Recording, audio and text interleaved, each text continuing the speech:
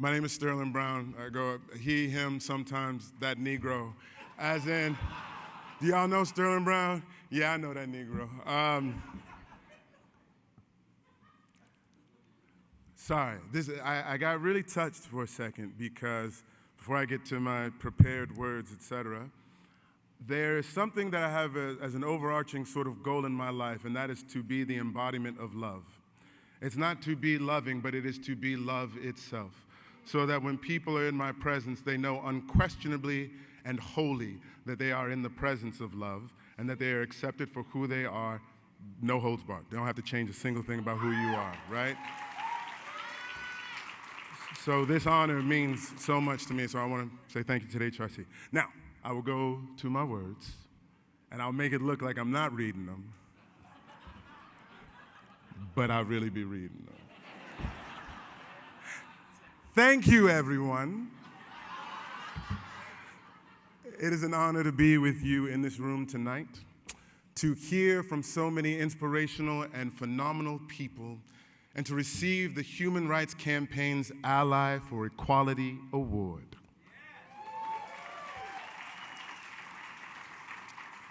This year has been such an incredible gift for me, a gift given by my character in American fiction, Cliff. Thank you. For those of you who aren't familiar with Cliff, he is the youngest brother in a remarkably accomplished, bougie black family, I just threw that part in there, whose life unravels when his wife and family discover he's gay by catching him in bed with another man. This happened to my aunt, actually, and I'll get to that later in the story. My point of entry for Cliff was that he was someone who did not always feel fully embraced or understood by his family. He carried the weight of believing that he had to stifle his authentic self in order to gain acceptance. And yet, through adversity, Cliff learned a lesson that touches the very core of our being. He discovered the importance of embracing every aspect of who he was. As the story unfolded, he granted himself the freedom to live unapologetically, sometimes hot messily, but unapologetically letting his true self shine.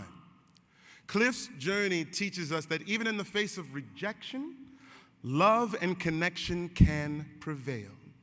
It reminds us that there is immeasurable power in leading with hope, understanding, and compassion, no matter how deeply we've been wounded.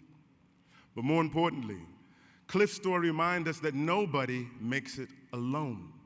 That lesson is personal for me. In portraying Cliff, I paid tribute to my remarkable aunt, Vera Harris, a vibrant, brilliant black lesbian woman. Yes, yes. Quick sidebar, I asked her before like this whole Academy campaign happened. I say, Aunt Vera, I'm playing this character, this gay.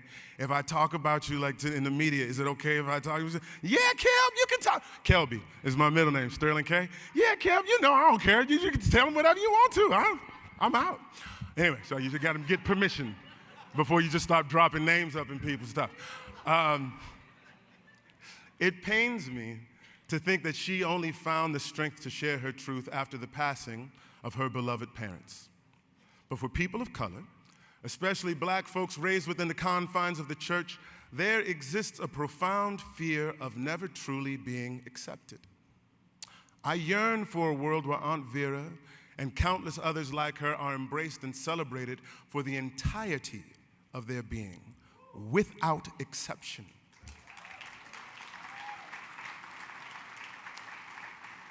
Because of movements like the Human Rights Campaign, I believe that the world is within our reach.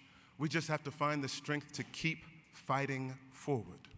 And to do that, we've got to recognize the interconnectedness of our struggles. The fight for LGBTQ plus rights and racial justice cannot be seen as separate battles. They are inextricably intertwined. Yes.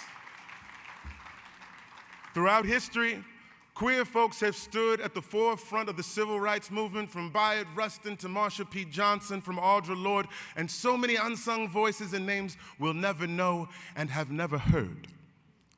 Our shared struggle has forged a bond of solidarity, a bond that has withstood the test of time.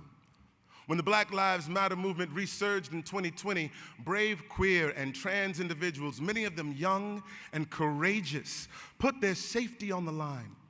They marched, protested, and fought for justice, not just for George Floyd, but for all victims of systemic violence and injustice.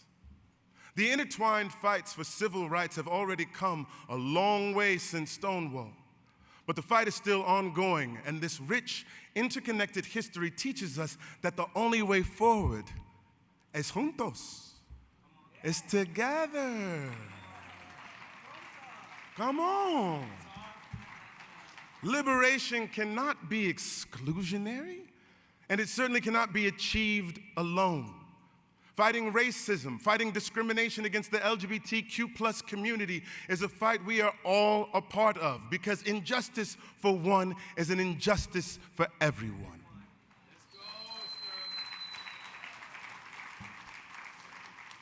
This unifying call requires us to stand up not just for ourselves, but also in allyship for one another.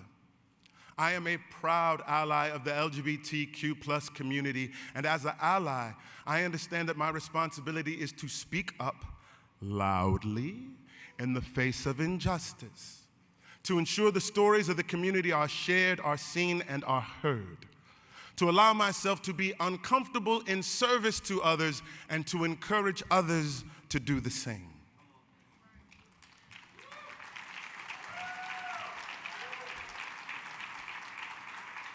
Because whether you are a person of color, part of the LGBTQ+ community, both or neither, this is our fight.